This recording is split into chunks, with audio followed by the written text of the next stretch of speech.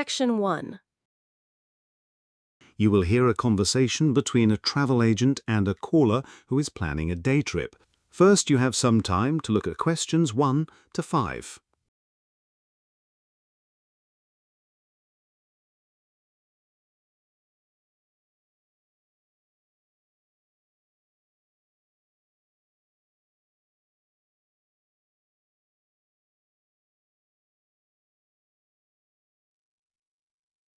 Now we shall begin.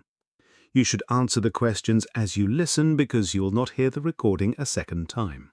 Listen carefully and answer questions 1 to 5. Good morning, Ashford Travel Centre. How can I assist you today? Hello, I'd like some information about visiting Stamford-on-Sea this Saturday. I'm planning a day trip with my 2 nieces. Lovely choice. Stamford-on-Sea is brilliant for a day out. Are you thinking of going by train or coach?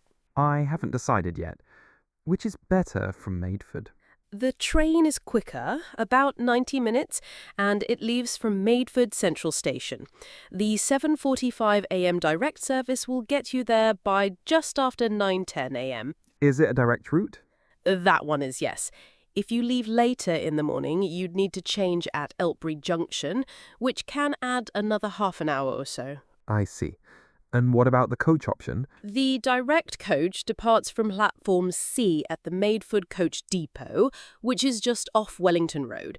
It leaves at 7:30 a.m. and takes just under 2 hours, so you'd arrive around 9:25. That's still quite reasonable. What are the ticket prices for each? The coach is a little cheaper. Adults pay £15 return and children under 14 are £7.50. The train fare is £29.40 for a standard adult return, unless you have a senior rail card. I do actually. I just got it a few weeks ago. Great. That brings your peak return down to £19.40. And if you travel after 9:30 a.m., you can get an off-peak return for just £16.20. We'll want to arrive early, so peak is fine. Are there family or group discounts? Yes, if all 3 of you travel together, the family and friends rail card could save you even more. But that's separate from your senior rail card. I'll stick with mine for now. Is there a left luggage service at the station in Stamford? Yes, there are lockers available at the main entrance. They accept coins and are available all day. Very useful if you're bringing picnic bags or extra jackets. Before you hear the rest of the conversation, you have some time to look at questions 6 to 10.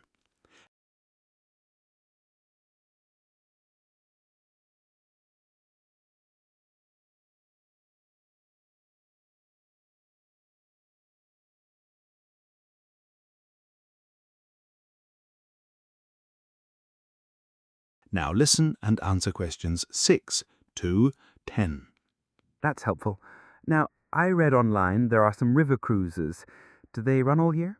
They do, except during severe winter storms, but they're fully operational now. The cruises depart from South Quay and run hourly from 10 a.m. till 4 p.m.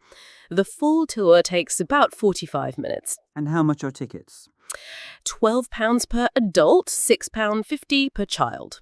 You can buy tickets on site or book online in advance to skip the queue. Excellent. Are they covered in case of rain? Yes, there's a sheltered section and hot drinks available on board for a small fee. Lovely. We'll definitely do that. What about food options at the area? You've got several cafes near the seafront, most open from 9 a.m. There's also a fish and chip shop right on the pier that's very popular.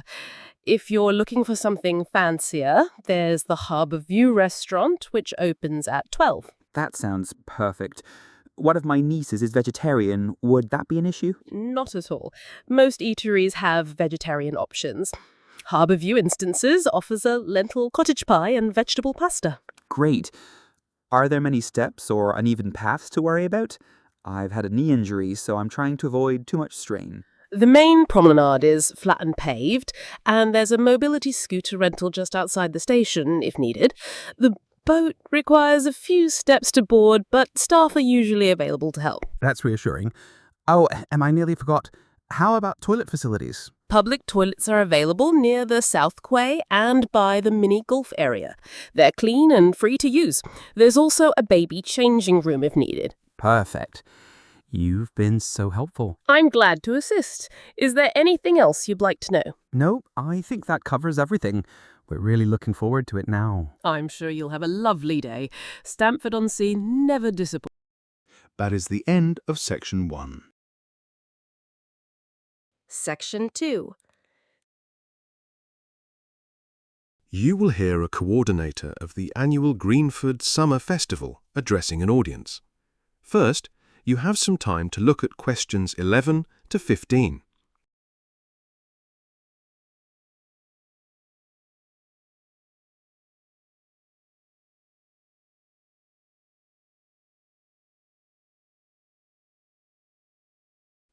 Listen carefully and answer questions 11 to 15. Good afternoon, everyone, and thank you for joining us today. My name is Rebecca Turner, and I'm the coordinator of the annual Greenford Summer Festival. I'm here to give you an overview of the festival's key details, including the events planned, venue information, transport options, and important guidelines to help you enjoy the experience safely and comfortably. First off, the festival will run from Friday the 21st of July to Sunday the 23rd of July. It will take place in Greenford Park, right in the heart of town. Entry is free to all numbers of the public, although some workshops and performances may require advanced booking or a small fee. We've got an exciting lineup of events across the weekend. Friday kicks off at 4 p.m. with a local talent showcase on the main stage, featuring singers, dancers and spoken word artists from nearby schools and colleges. This will be followed by a twilight screening of a family-friendly film at 8 p.m. on the outdoor screen. Bring a blanket and enjoy the show under the stars. Saturday is our busiest day. Activities begin at 10 a.m. and continue right through to 10 p.m. There'll be food stalls, live music and craft workshops throughout the park. Our headline musical act this year is the Hollow Pines, a popular folk band from Cornwall. They'll take the main stage at 8:30 p.m. For children, we'll have storytelling sessions, face painting and a puppet theatre in the family zone. New this year is a silent disco tent running from 6 to 10 p.m, which was requested by many of you in last year's feedback. On Sunday, the atmosphere is a bit more relaxed. From 9 a.m, we'll start with a community yoga session on the green, followed by a farmer's market featuring fresh produce from across the county. A highlight of Sunday is the charity dog show at 2 p.m. If you'd like to enter your dog, you'll need to register online beforehand. We'll also have a heritage walk through the park at 11 a.m, led by local historian Martin Plary, who'll talk about Greenford's fascinating past. Now, let's talk about food. A wide selection of food trucks and market stalls will be available, catering to all tastes and dietary requirements, including vegetarian, vegan and gluten-free options. If you have a food allergy, please make sure to notify the vendor before purchasing. Transport and parking are always important, so here's what you need to know. There is no parking at the park itself, but we've arranged free shuttle buses from the town centre and railway station. These will run every 15 minutes during the festival hours. For those cycling, there's a secure bike parking area near the north entrance. Before you hear the rest of the talk, you have some time to look at questions 16 to 20.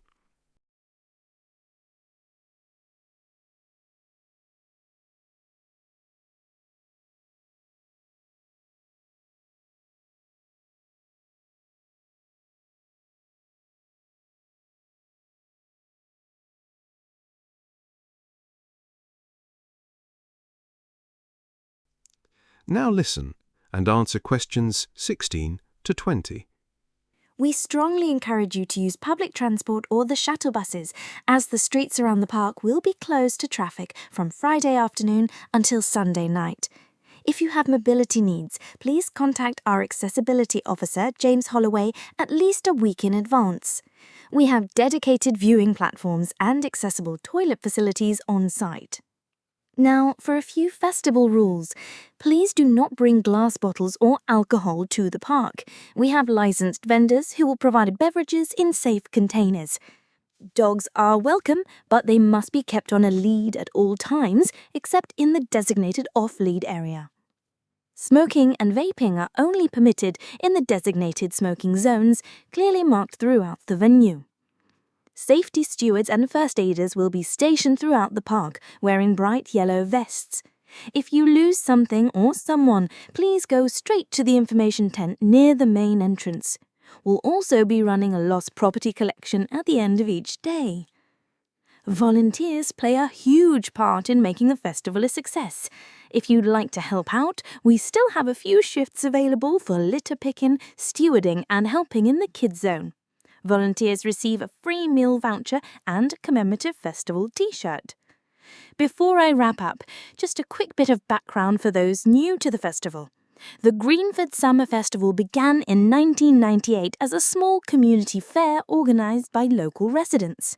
Over the years, it has grown into one of the most anticipated summer events in the region, attracting thousands of visitors from across the county. Here's what people have said in the past. Olivia from Harrow said, "It's the highlight of my summer. The atmosphere is just amazing." And Tom, a father of two, shared, "It's brilliant for families. There's something for everyone, and the volunteers are always helpful."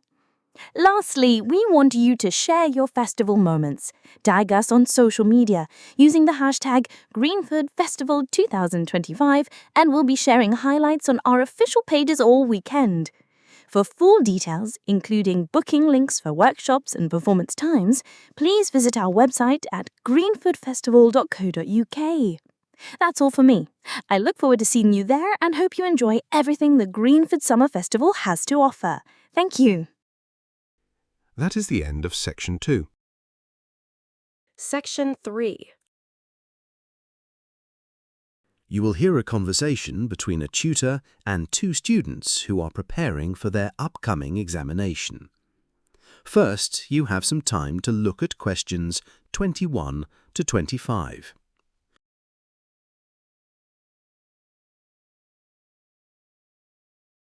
Listen carefully and answer questions 21 to 25. Good afternoon, Charlotte and Oliver. I'm pleased you've both made time for this tutorial on the railway children before your examination next week. This particular novel offers excellent opportunities to discuss children's literature techniques and early 20th century social themes. Dr. Williams, I've got my notes ready, but I seem to have forgotten my pen. Might I borrow one? Of course. Here's a spare one. Right then, let's begin. The Railway Children, published in 1906, tells the story of three siblings who move from London to a Yorkshire cottage after their father mysteriously disappears. The protagonists are Roberta, Peter, and Phyllis Waterbury, though Roberta is often called Bobby throughout the narrative. It's set in the Edwardian period, isn't it? Exactly. The early 1900s provide a fascinating backdrop for examining social class differences and family dynamics. Now, what strikes you most about the children's adaptation to their new circumstances? Well, they go from living comfortably in London to quite modest conditions in the countryside, but they seem to adapt rather well, particularly through their fascination with the railway line near their cottage. Precisely. Nesbit uses their relationship with the railway as a central organizing device for the entire narrative. The railway serves multiple functions. It's both a source of adventure and a symbol of connection to the wider world they've lost. Will we need to analyse the narrative structure in detail for the exam? Absolutely. Pay particular attention to Nesbit's use of third-person limited narration. Unlike an omniscient narrator who knows everything, this technique restricts our knowledge primarily to the children's perspectives. This creates mystery around their father's absence while maintaining the child's eye view throughout most of the story. So we don't learn about adult concerns until the children do. Exactly right. This narrative choice is crucial for maintaining what we call the child's eye view throughout most of the story. It allows Nesbit to explore serious themes like injustice and poverty while preserving the optimistic turn that characterizes quality children's literature. Could you explain more about the symbolism in the novel? Certainly. The railway itself is the most obvious symbol. It represents both separation and reunion, danger and rescue.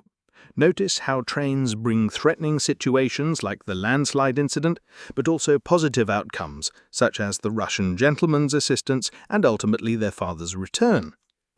The red petticoats that the children use to prevent the train crash symbolize resourcefulness and moral courage. They transform ordinary domestic items into tools for a heroic action, which reflects Nesbit's belief in children's inherent capability and wisdom. Before you hear the rest of the talk, you have some time to look at questions 26 to 30.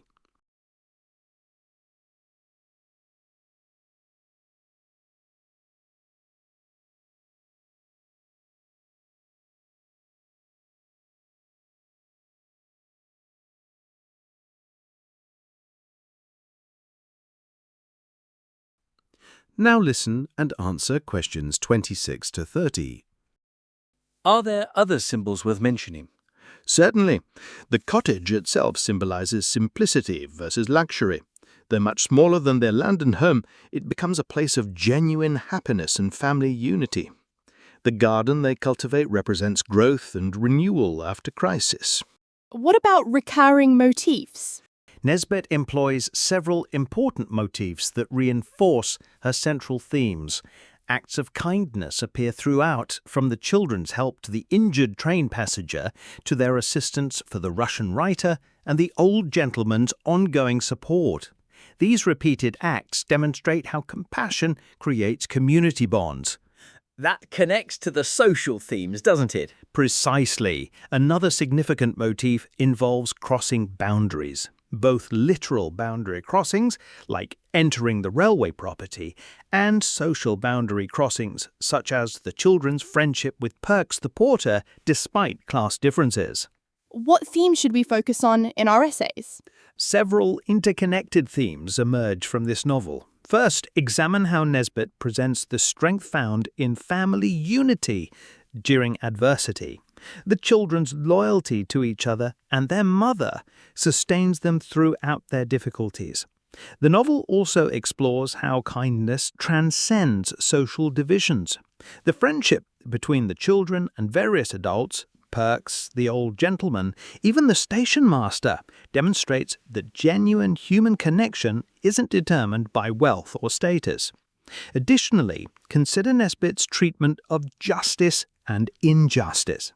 Their father's wrongful imprisonment introduces children to serious adult concerns, but the novel maintains hope that truth will ultimately prevail. Does the historical context matter for our analysis? Very much so. The Edwardian era was a time of significant social change in Britain. The novel reflects growing awareness of social inequality while maintaining optimism about human nature and community support. Nesbit herself was politically active and believed in social reform, which influences her portrayal of class relations. The railway setting also reflects the era's technological advancement and its impact on daily life. Railways had transformed British society, connecting previously isolated communities and enabling social mobility. Should we discuss the novel's place in children's literature? Excellent point. The Railway Children exemplifies what scholars call the domestic adventure story. Unlike fantasy adventures, these stories find excitement and meaning in realistic everyday situations. Nesbit pioneered this approach, showing that ordinary children could be heroes through moral courage rather than magical powers. The novel also demonstrates Nesbit's skill in addressing serious themes without overwhelming young readers. She treats topics like imprisonment, poverty, and injustice honestly, while maintaining an ultimately hopeful worldview. This gives us plenty to work with for the examination. Yes, thank you so much. I feel much more confident about analysing the literary techniques now. Wonderful!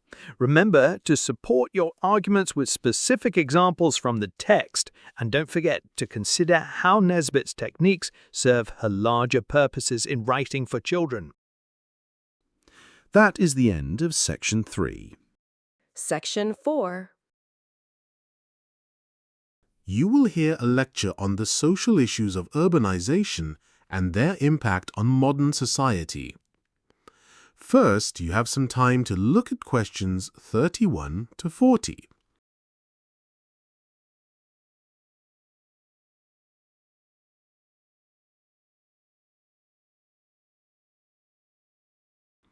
Listen carefully and answer questions 31 to 40. Good afternoon, everyone. Today's lecture focuses on the social challenges created by rapid urbanization, a phenomenon that has fundamentally transformed human society over the past century. As cities continue to expand worldwide, we must understand the complex social issues that emerge when large populations concentrate in urban areas. Let me begin by examining the scale of urban growth. In 1950, only 30% of the global population lived in cities. Today, that figure has risen to 55%, and by 2050, demographers predict that 68% of humanity will be urban dwellers. This unprecedented migration from rural to urban areas creates what sociologists call urban stress, affecting everything from housing availability to social cohesion. Housing inequality represents perhaps the most visible consequence of rapid urbanization. As cities grow faster than infrastructure can develop, housing shortages become acute. This leads to the formation of informal settlements, commonly known as slums, which now house over 1 billion people globally. These settlements typically lack basic services such as clean water, sanitation, and electricity. Residents often face insecure tenure, meaning they have no legal rights to the land they occupy and can be evicted without notice. The housing crisis particularly affects low-income families who cannot compete in expensive urban property markets. Gentrification compounds this problem, as urban renewal projects often displace existing communities in favor of higher-income residents. This process fragments neighborhoods and disrupts established social networks that previously provided support for vulnerable populations. Transportation inequality creates another significant urban challenge. Cities designed around private vehicle ownership often neglect public transportation systems, creating mobility barriers for lower-income residents. Without reliable access to transportation, people struggle to reach employment opportunities, healthcare facilities, and educational institutions. This spatial inequality perpetuates economic disadvantage and limits social mobility opportunities. Urban employment patterns also generate social tensions. While cities offer more job opportunities than rural areas, they simultaneously create stark divisions between skilled and unskilled workers. The service economy rewards education and technical skills, leaving manual laborers increasingly marginalized. Additionally, the gig economy, characterized by temporary and flexible work arrangements, provides limited job security and few employment benefits. Social isolation emerges as an unexpected consequence of urban living. Despite higher population density, city residents often report feeling more lonely than their rural counterparts. The anonymity of urban life can weaken community bonds and reduce social support networks. High-rise apartment buildings and busy lifestyles limit opportunities for meaningful social interaction, contributing to mental health problems and reduced civic engagement. Educational inequality becomes magnified in urban environments. While cities typically offer more schools and universities, quality varies dramatically between neighborhoods. Affluent areas enjoy well-funded schools with experienced teachers and modern facilities, while disadvantaged communities often face overcrowded classrooms, inadequate resources, and high teacher turnover rates. This educational divide perpetuates intergenerational poverty and limits social mobility opportunities. Healthcare access presents complex urban challenges. Although cities generally have more medical facilities than rural areas, healthcare inequality persists. Private healthcare systems favor wealthy patients, while public services become overwhelmed by demand. Air pollution and environmental hazards in urban areas also create health problems that disproportionately affect low-income communities living near industrial zones or busy roadways. Crime and safety concerns significantly impact urban quality of life. Higher population density and economic inequality can contribute to increased crime rates, particularly property crimes and violent offenses. Fear of crime affects people's willingness to use public spaces and participate in community activities, further undermining social cohesion. Women and elderly residents often feel particularly vulnerable in urban environments. Urban environmental problems create additional social pressures. Air pollution from vehicles and industry causes respiratory diseases that burden healthcare systems and reduce productivity. Noise pollution affects sleep quality and mental health. The urban heat island effect, where cities become significantly warmer than surrounding areas, poses particular risks to vulnerable populations during extreme weather events. Let's examine some demographic patterns that influence these social issues. Urban populations tend to be younger and more diverse than rural communities. This demographic composition can create both opportunities and tensions. Young urban populations drive innovation and economic growth, but they also face challenges such as high youth unemployment and limited affordable housing options. Cultural diversity in cities can enrich social life through varied food, arts, and perspectives. However, it can also create integration challenges when different ethnic and religious communities remain segregated. Language barriers and cultural misunderstandings sometimes lead to social tensions and discrimination against minority groups. Social inequality becomes more visible in urban settings, where extreme wealth and poverty often exist in close proximity. This visibility can generate social unrest and political instability. Wealthy neighborhoods with luxury amenities contrast sharply with overcrowded slums, creating resentment and undermining social cohesion. The informal economy plays a crucial role in many urban areas, particularly in developing countries. Street vendors, domestic workers, and small-scale manufacturers operate outside formal regulatory frameworks. While the informal economy provides employment opportunities for migrants and low-skilled workers, it also offers limited legal protections and social benefits. Urban governance faces unique challenges in addressing these social issues. Local governments must coordinate multiple agencies and stakeholders to provide essential services to large, diverse populations. Limited budgets and competing priorities often result in inadequate responses to social problems. Additionally, rapid population growth can overwhelm existing administrative systems. Technology offers both solutions and new challenges for urban social issues. Smart city initiatives use data and technology to improve service delivery and urban planning. However, digital divides can exclude low-income residents from these technological benefits, potentially exacerbating existing inequalities. Successful urban development requires integrated approaches that address multiple social issues simultaneously.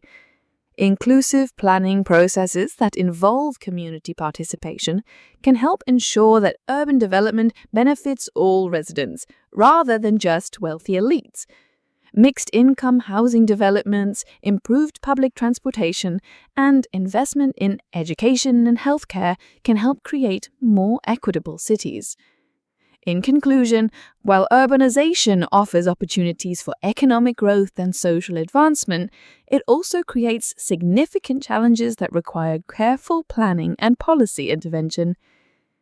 Understanding these social issues is essential for creating sustainable cities that improve quality of life for all residents, not just the privileged few. As urban populations continue to grow, addressing these challenges becomes increasingly urgent for social stability and human development. That is the end of Section 4 and the end of IELTS Listening Test.